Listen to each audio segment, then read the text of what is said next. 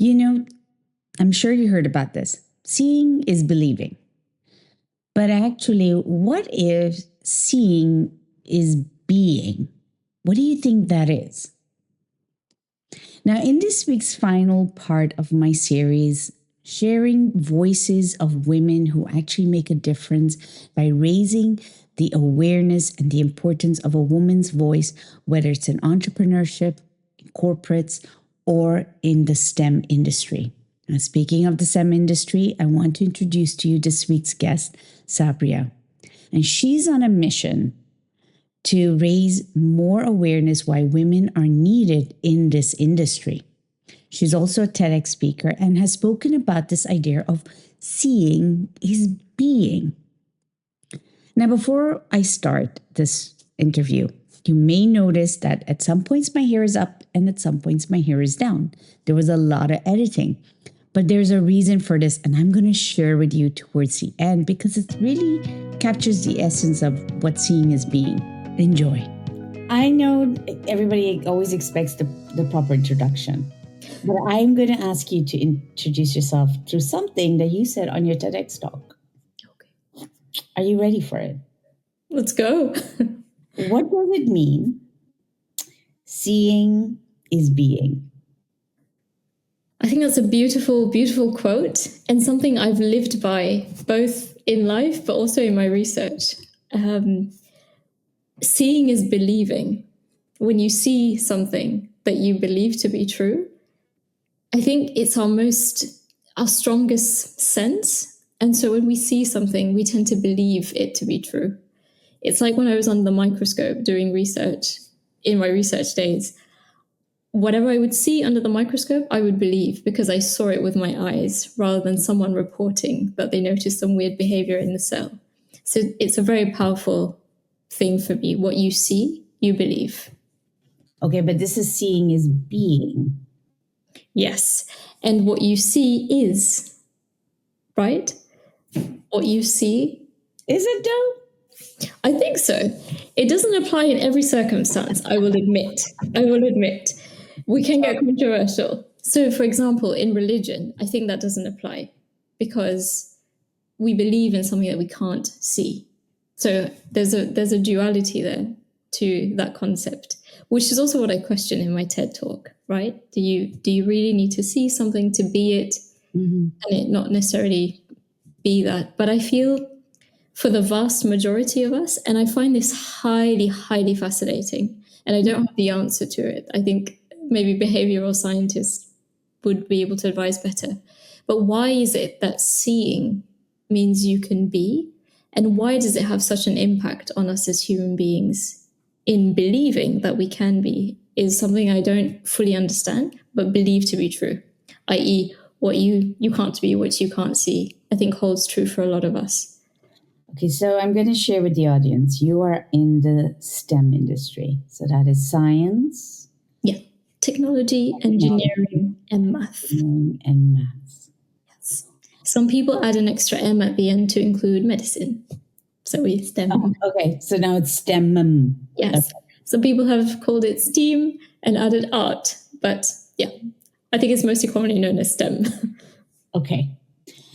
So if I gather well, and you're saying seeing is being or seeing is believing, it reminds me of something that has been argued for ages and ages, which is science versus religion, or spirituality. And you mentioned something in your TEDx, and which it really shocked me. You said only 24% of STEM in the UK are women. That's very low. Yeah. Out of which 45% actually have an education, but the number that actually enters the workforce and stays in the workforce is 24%.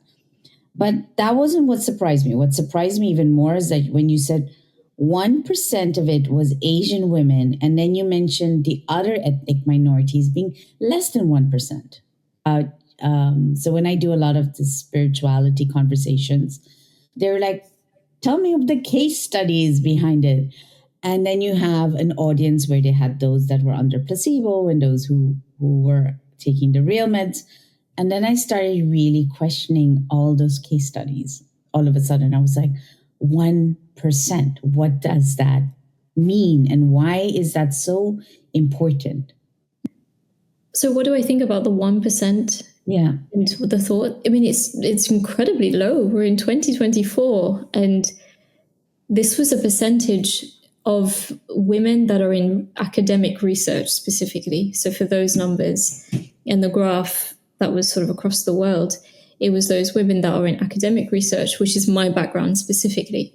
Mm-hmm. But it's a shockingly low number for multiple underrepresented ethnic minority groups. And like you say, less than 1%, I mean, not even making that bar. It's shocking, but I think it reflects the demographic of people that are in research, mm-hmm. and then ultimately that are actually successful in obtaining funding for doing their research. And why I got into this, for me, it's somewhat a validation because I worked in academic research, and that's sort of how I started my STEM career. Yeah. And it holds true because there weren't very many people from underrepresented ethnic minorities. And shockingly, I was in a university and an environment that encourages diversity, and that is known to be quite diverse. So this is the context that we're in. Yeah. And yet there was still not very many people who, looked like me, who were from certain ethnic minority groups, who, for example, were wearing a headscarf.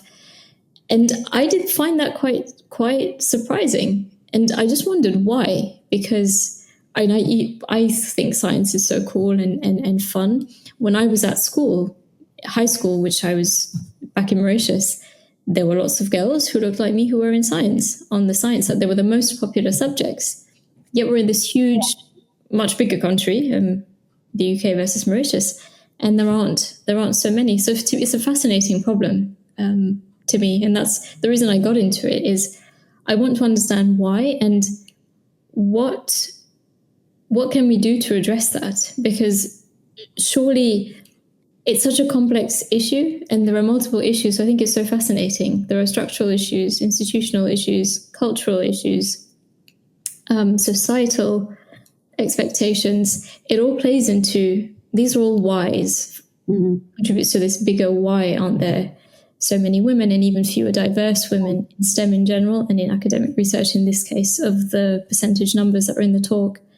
And because I form part of that demographic and actually myself left research, it's a very fascinating problem to me and one that I think needs urgent addressing. So you're still in research or you've left? I have now transitioned into publishing academic research. I'm not at the bench doing the research. So I am in STEM, but I'm in a different field. But my career aspiration originally and why I got into science was to do research. Okay. So I have lots of questions floating in my head. So I'm like, okay, where do I start? The first thing that goes through my head was, did you become very aware of it yourself when you entered the workforce? Did you walk in and notice that you were one in few, or? I actually noticed this whilst I was a student. While you were a student? Yes. Yeah.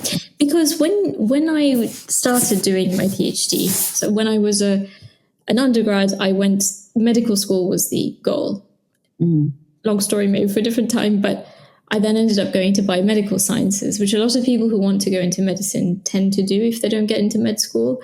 They do biomedical sciences and then go into medical school.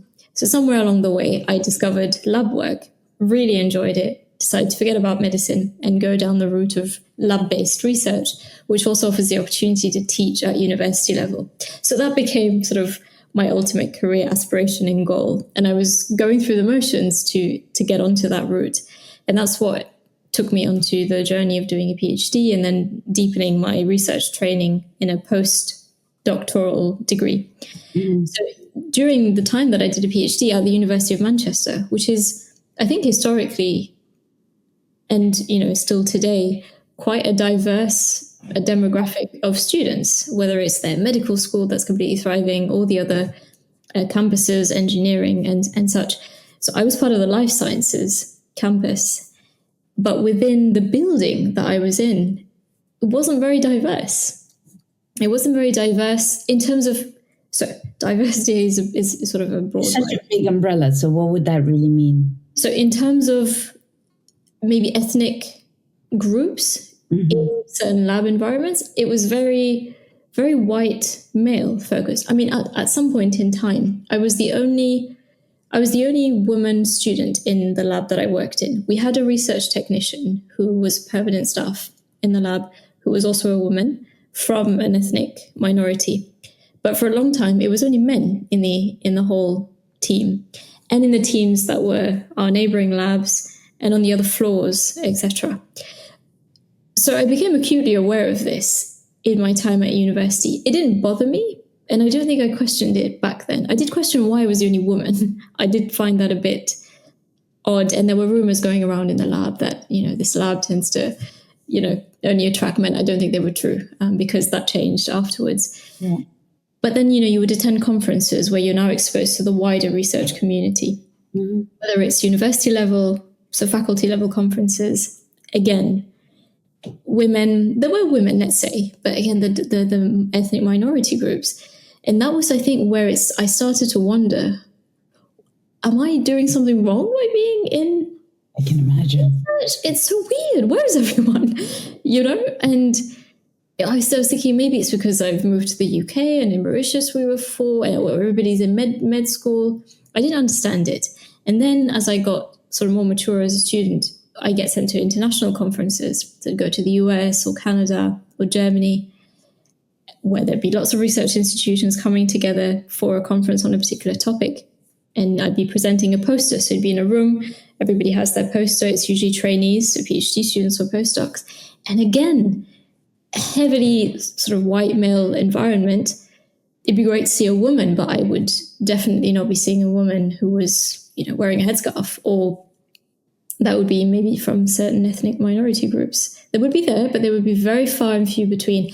And that's what got me thinking, oh, wow, this is probably, because this was now at international level, and this was bringing people together from across the globe. And this was, I remember, it was a conference that had thousands of people, at least 2,000. It was in the US, in California. And I'm thinking, okay, this is definitely a thing. And that's what got me actually searching into it and reading articles about there actually is women in STEM is a problem. And to me, it was interesting. I focused on diverse women, which to me, from lots of ethnic groups, it's even fewer. The numbers, until very recently, these numbers wouldn't even make a chart, right? Because less than 1%, not even counted. You really shocked me with that. But then also, you broke a bias inside of me. Yeah. So I was thinking about how in South Asia, everybody had to either be a lawyer or an accountant or an engineer. Yeah. Understand. Yeah. So when you shared the statistics, I was like, is that globally, or is that just UK? Is that just in the West? Because I was fighting inside of me to accept the fact that while I always heard get a good job or study and do study these high academic studies, but then you're still with the numbers. I was like, how is that possible? So why is that? Why is that fewness in it all? What happens between the transition period, or is there any statistics or studies done about that?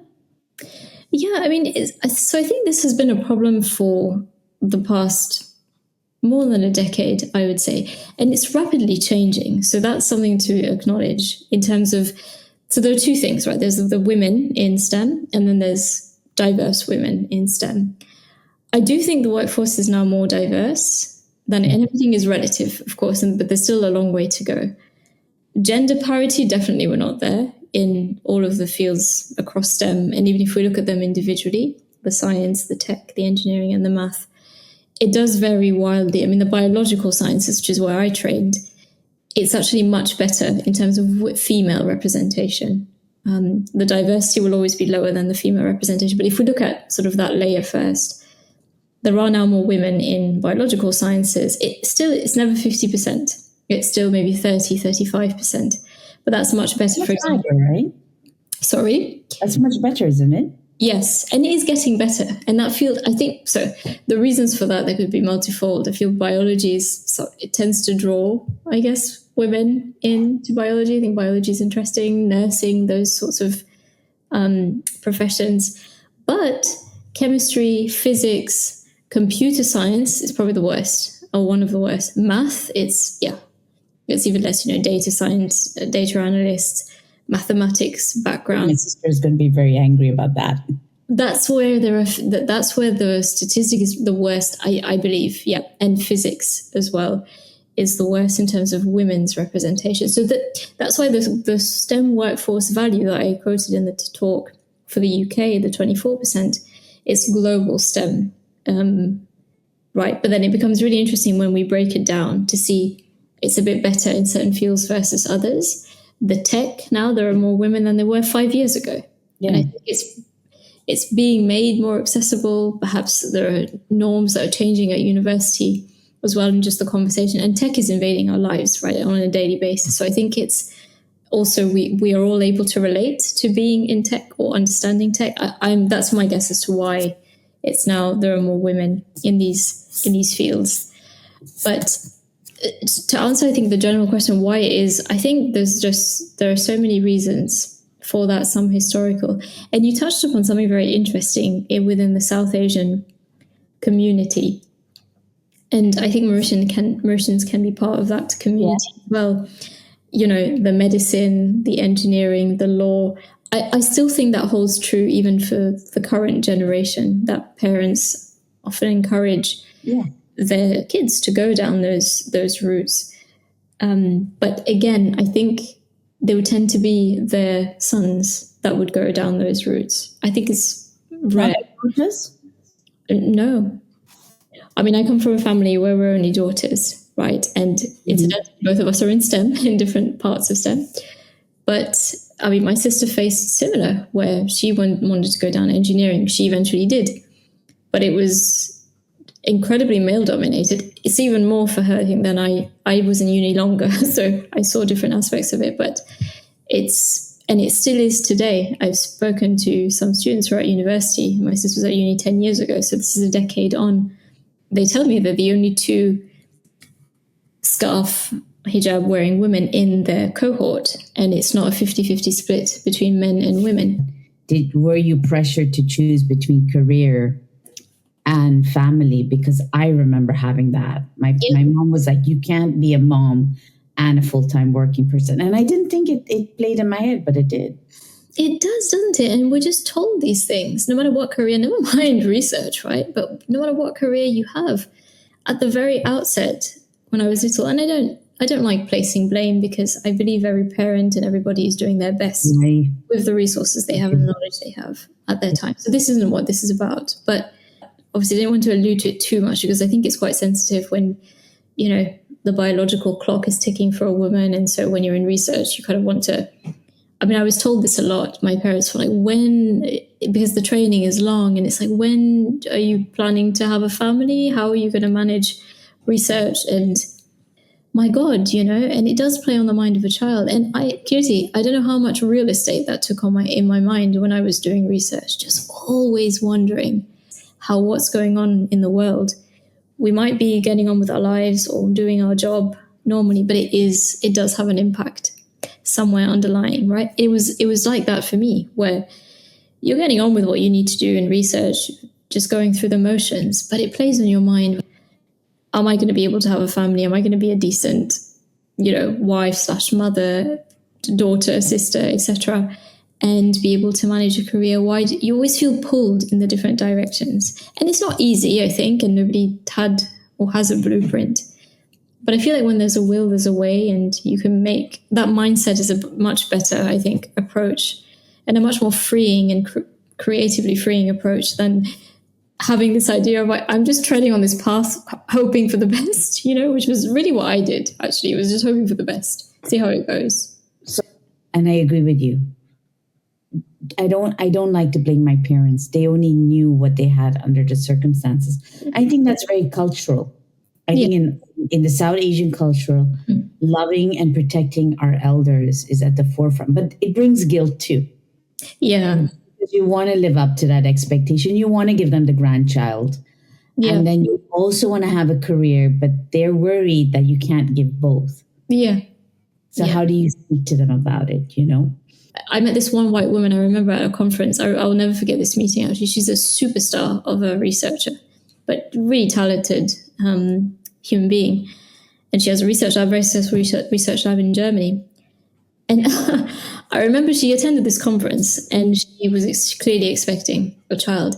And in my head, I'm thinking she must have been in her 30s, maybe late 30s. And she talked about her experiment in her talk, right? And I clearly didn't know her very, very well because I knew of her work, but not her background personally. And I remember sitting there thinking, oh, bless her, right? She's giving us this beautiful keynote. And she works on fertility, but looking at the cell biology, really the sort of fundamental what happens when, at the very cellular level before you even get to the fetus stage. And I'm she's talking about her bump, and I'm thinking, oh, bless her, finally, after so many years of research, she's able to have a family. And on the last slide of her talk, she has pictures of her 3 other children. This was her 4th child. And in my head, I'm thinking, I was mind blown. I'm like, what? Baby number 4 is on the way? How have you managed this? I went up to her to talk to her. I waited in line for like an hour or something, right, to talk to this woman, not about her research. Because I was like, honestly, and this is actually something to think about when we give our speeches. And sometimes these personal details that draw us in rather than the science was extraordinary for sure. But I went up and asked her, I'm sorry, congratulations, first of all, on your new addition to your family that will be happening very soon. But I noticed that you have, you shared pictures of your 3 other babies. They're beautiful. How do you manage a research lab, a huge research lab with 4 children? And she tells me she has an au pair at home, right? She was like, I would not be able to do this all by myself. And, her husband also is I can't remember what her husband did, but, very successful, travels a lot. You travel a lot as a researcher as well. Well, we were in the US for this conference. And so sometimes, it's like, it's a mixture of, that's why it's this beautiful, crazy mix of, I'm like, okay, yes. So it is possible to have a family, and you're looking for these examples when you're wanting to go down a route. It is possible to have a family and all of that, but she does have this additional help, and maybe you have to rearrange what you do and how you do it, but there's a way, right? So quickly, where do you stand with it now? I don't currently have a family of my own, and that isn't by choice, really. You just have multiple experiences and they don't sort of work out. But I aspire to one, and in the current role that I have, my colleagues have families, and as with everything, it's hard, right? But I feel like children bring you balance. They bring you a certain focus and efficiency, and I think that's welcome. And to me, seeing these, again, I'm also playing into that, seeing that this is possible with my other colleagues. I'm like, why not? I just don't have that, but yeah. Seeing is being and seeing is believing. I think so. And it's a mechanism for becoming, right? Where that's where I'm going. And but that example was powerful. Melina Schu's lab, this German lady, was always gravitating towards these women. So it is getting better, I think. And as the times are moving forward, I just think it's a shift in mindset, societal expectations, culturally as well. We're more even open to women working and holding these jobs. And structurally as well, I think, for example, if I speak for research, which I know best because that used to be my background, the funding bodies are now becoming cognizant of the fact that women, by the time they've completed their PhD training, they've done postdoctoral training, your life is moving forward. So maybe at that stage, it's highly possible that you have a family or you would like to start a family, which means taking maternity leave, which means stepping away from research for whatever it is, 9 months or a year. And, there's on a lot of these research grants, right? And here's a bit of the answer to that question of why there's so few women. There are often time limits as to when you're eligible to apply for a grant, for you to be an early career researcher, or then you're a next level researcher.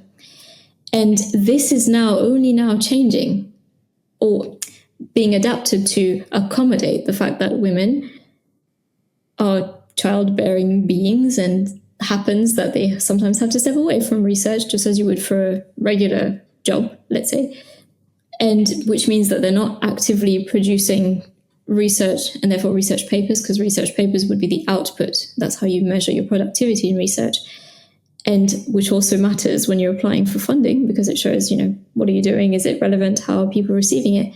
And all of these measures to grant someone an award of a certain amount of money and funding to do research. And women have often been excluded from these by virtue of the structure of it. Because if you're a certain age or whatever, you're past a certain point, women are forced to choose between, do I continue my research career or miss out on this opportunity and have a child, start a family?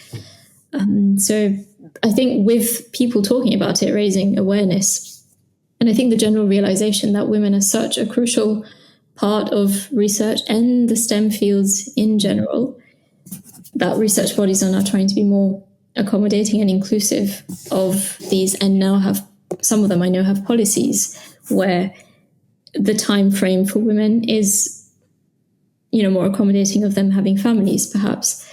And for example, the Wellcome Trust. Yeah. The word more accommodating. I don't know. Maybe I'm just getting a bit of an itch of like, why does it have to be more accommodating? Why can't it just be accommodating? Why? Yeah. Why more? Yeah. Well, sorry, I meant maybe relative to before, because before it was like, there's just a time frame. You need to apply for this grant within 5 years of graduating from your PhD, or you wouldn't be eligible for it. And it becomes increasingly harder. So I think, yes, to be accommodating. And perhaps these these policies, these grant policies were that way because it's traditionally been male dominated. And so this issue hasn't really come up. And even nowadays, paternity leave is a thing. Even men are having to take these time out. So this policy actually benefits women, but also I think men. But I don't know why historically it's just been that this idea as well, and if you read books or biographies of scientists, very successful scientists and researchers, they tend to be very solitary people, not had a family and just been sort of buried away doing their research. And perhaps these role models have their patterns, for whatever reason, has impacted on how the rest of us have conducted research and think is the only way that one can hold a research career. Correct. By being visible, you're breaking biases of many. I think so. In a direction I didn't even think about as well. Yeah. You said, when you were speaking about the percentage of choosing family, I know we spoke about this before I hit record, but there was a study on career development. So this company is called Gotara, and it's a career advancement, which has about 30,000 women. Okay. And so they asked about why do so many individuals leave the STEM industry? Why do women leave the STEM industry? And I was, in my head, I'm like, yeah, it's because of the culture and it's because of the family, it's because of the motherhood. And they said, actually, it's because being undervalued is one of the key ones. And I love this sentence they said, the subtleness of being disregarded. So they didn't say microaggressive comments, which was, I think this was much more eloquently phrased as there's a subtleness of like dismissiveness that happens along the way. And it reminds me of that bros club, that where you forget that there's somebody in the room that needs to be considered is there as well. Did you have those moments, or is that one of have you seen that happen? Yeah, I think I experienced this to some degree when I was a PhD student in the very male dominated lab. I will say the majority were men. And I did feel, and incidentally, I laughed because most of them were also quite tall and above height average. So even I was used to I'm laughing because everything was out of my reach. I used to have this stool that was the step stool that was permanently by my bench. So I could actually, and now I'm thinking about this, I'm laughing, but I'm like that, well, wasn't super considerate for me or my health, actually. And, health and safety is important in the lab, to be able to have to reach out for big boxes while standing on stools. But anyway, they were very tall. They could reach. I still complain how supermarkets still have that, and they think everybody's so tall they can reach for the most essential things at the top shelf. So I hear you, but in your case, yes, you don't want to have chemicals drop on you. I don't think so. No, all boxes. Absolutely. And God, so what I'm trying to say is just from an evolutionary perspective as well. When tall people tend to have sort of more influence, and I'm quite petite, and I was also a woman, so it was sort of like a double whammy to go against. But I think people in the lab were gracious, but it took me standing up for myself and really excelling in what I did and what I presented, for example, to be taken seriously when I had the platform. So, for example, when we would have lab meetings and it would be my turn to present, so I had their audience and I'd be presenting my data. And this isn't just me, I know that a lot of women face this in fields outside of STEM as well, whereas that sort of added, you need to over and outperform in order for to be super excellent. And then people are taking you seriously whilst a man doesn't have to work so hard. And I think that is definitely true. Doesn't it burn you out? It's I guess I was young and having to do that all the time. But at some point, it felt like I'd passed this invisible bar of acceptance. And it was like, okay, she knows what she's talking about. And yeah, she's sort of, okay, she's passed up. And I think I had the advantage as well of being in a lab where I was working on something that was quite niche, and I was the expert on that because the lab itself wasn't an expert in, and I chose to go to the lab, and my supervisor was very gracious to allow me to work on this specific part of research. So I had to learn a lot of things because the expertise wasn't already there in the lab, but I enjoyed it and I preferred to do that than to go with what the lab was an expert in. But I think that was also sort of almost an unfair advantage where I'm talking about something that the lab isn't an expert in, and therefore you're listening to me because you don't know any better, sort of. But yes, and it was years, and it was only in the last year actually of my 4-year program where I started to feel, and that's a feeling, right? Feel respected, and that my opinion was actually valued if I was asked something, and that I didn't have to scream or shout or be bossy to make my voice heard. Seeing is becoming at this point. Yep.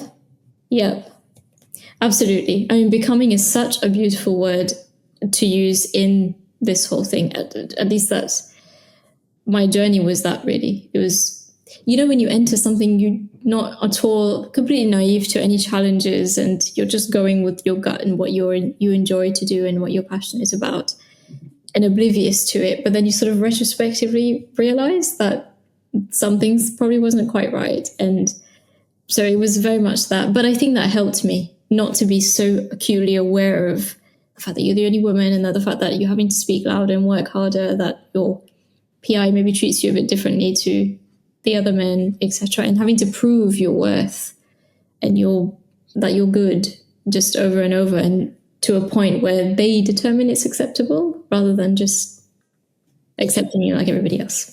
I'm a bit cheeky because I think about it being here, right? Uh-huh. When I've come here, in being in England, I found that I'm constantly having to prove myself.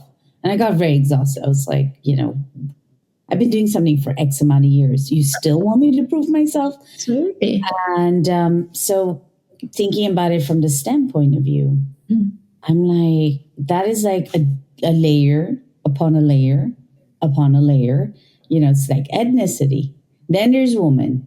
Then there's your career. It's like one after the other after the other. And so when I saw the numbers, I thought, wow, this is a lot. And then I wondered, what can a man ally do? Rather than, I'm hearing, yes, you have to prove yourself. Yes, you have to prove yourself. Yes, you have to prove yourself to become.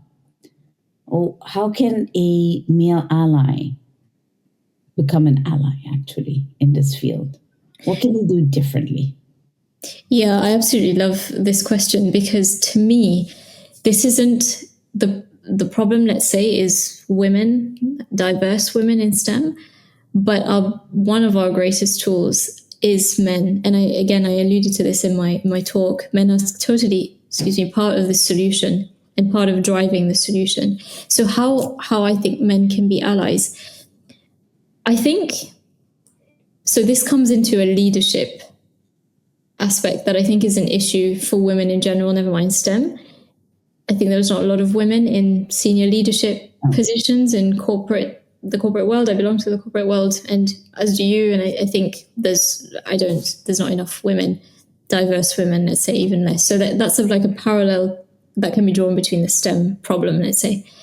So the men who are currently the majority in these senior leadership positions, I think, need to leverage this platform and position of power and influence, let's say, that they have to advocate for underrepresented groups and maybe people that are not able to advocate for themselves quite in the same way, and be that strong voice, but not just for the sake of it, but really listen to what the women have to say and the ideas shared, and listen without bias, without judgment, and then really advocate for that change in the positions that they're at. I think it's the only way that there can be a change for all of us. And that's how men can be an ally. And I think being open to listening to what a woman has to say without this idea of these microaggressions or these subtle undervaluedness. It's so surprising to hear that this is still happening in this day and age. And then this concept, I was reading about this, there's somebody who published some research, they're in the STEM field, but engineering, talking about ethical leadership. And I will not claim to be an expert and understand fully what this aspect means, but the idea of truly valuing the work of somebody that are based on moral values rather than just, always corporate benefit. And these things are not necessarily mutually exclusive, and truly promoting people based on their worth, not how well you networked at a certain event and I think that's my understanding of the ethical leadership. Again, thinking of men in the leadership positions, reimagining how we lead in these corporations, in the STEM industry, I think can then bring women up and make it a more welcoming space for women. And that, I think, is the key to addressing the retention problem, not the stepping into STEM problem, but the why women eventually leave, And there are so many things that men can advocate for in those positions. Gender equality in pay, right?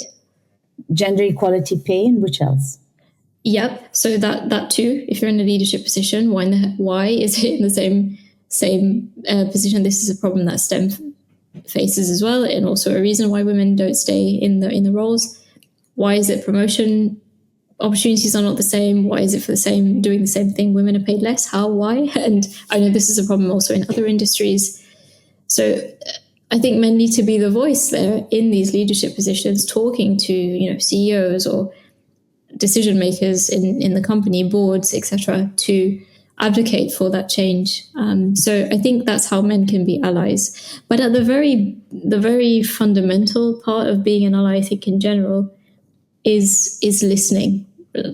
Hold an audience, hold a space for women in your team or who are lower down on the ranks in your team. Hear out their struggles and just be open for it, and create that safe space where people can actually share what they think. Yeah, I have this love-hate with the word safe space at the moment. Okay. Around this. The reason why is I'm, at the moment that we're recording this, the political situation is globally very tensed.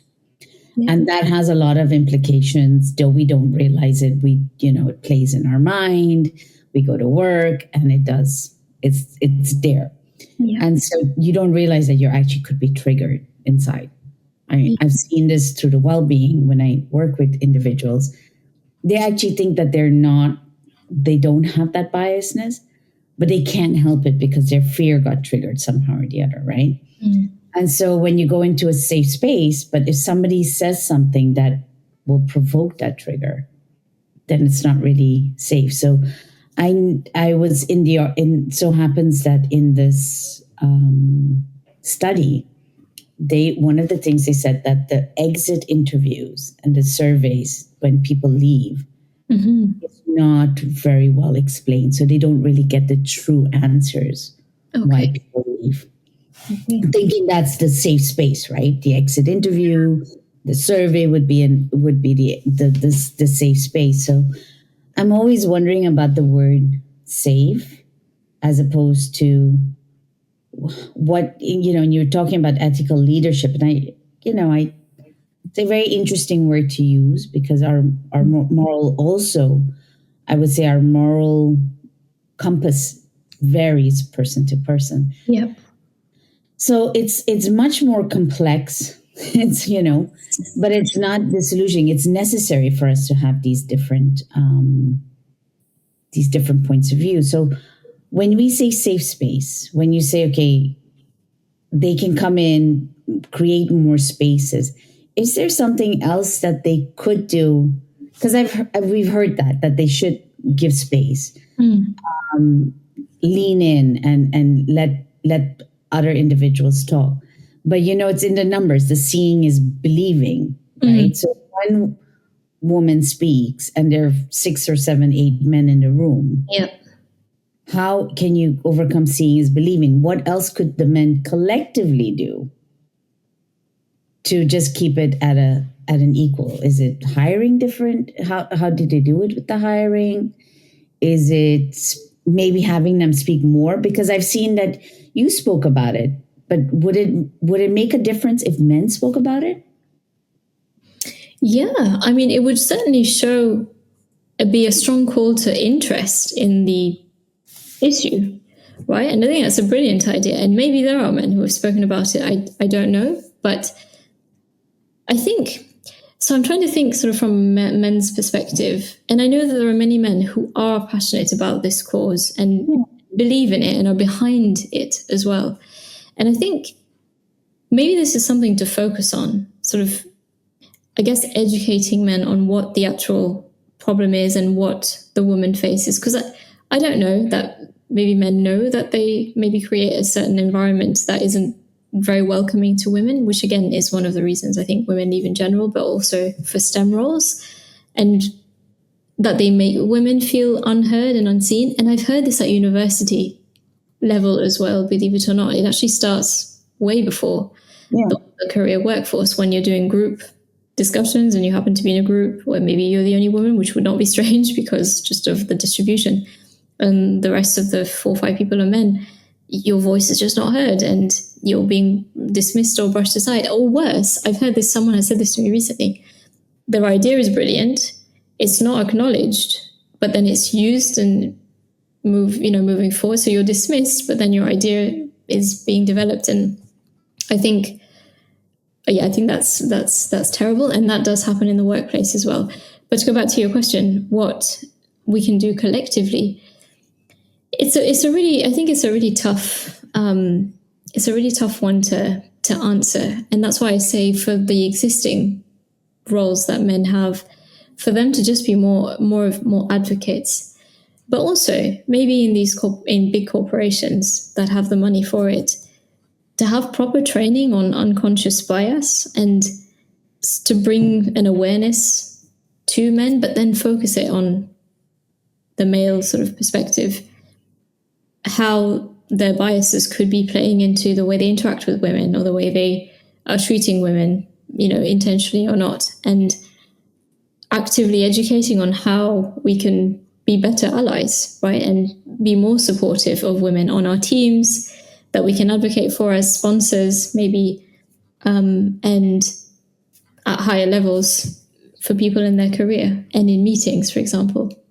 Okay, you got to think with me on this one. Okay, I invite you to think through with me. And I know we are not going to get it right. So hopefully when the audience is listening, maybe they'll come up with an idea as well that we haven't thought about. But I've heard that when, because I used to have this gripe, another course for women, another thing women have to do to improve their worth. I'd literally roll my eyes and I'd be like, what about men? I don't walk in and say, here are courses specifically for men. And then somebody said to me, but then we feel like, again, we're being attacked. That's what I'd hear, right? So I'm like, okay, so if it's not training, if it's not workshop on unconscious bias, because it's there, Yeah. what would drive us enough to make a difference? Why does it have to get so bad? So, like I was talking to you, I did my podcast last week about this girl who passed away in India, 26-year-old. And to me, I wasn't surprised because the culture is a very competitive culture, very demanding culture. But it took somebody to pass away for everybody to talk about it. But I don't want to get to that point. Of course. So think along with me. How can you get people to get on board without feeling like they're being punished just to change their ways? I mean, I think if we find a way of showing whatever industry that person or we're talking about, right, whatever context, the benefits of having female voices at senior leadership level in the STEM field, you know, in having some numbers there, or these sales could go up by whatever percentage, or we could get ahead with the research and innovation by X amount, whatever measure one wants to use, then it almost becomes a collective. It's like we're working towards a common goal. And so we all care about it. We're all in this job because we're advancing the cause of the company.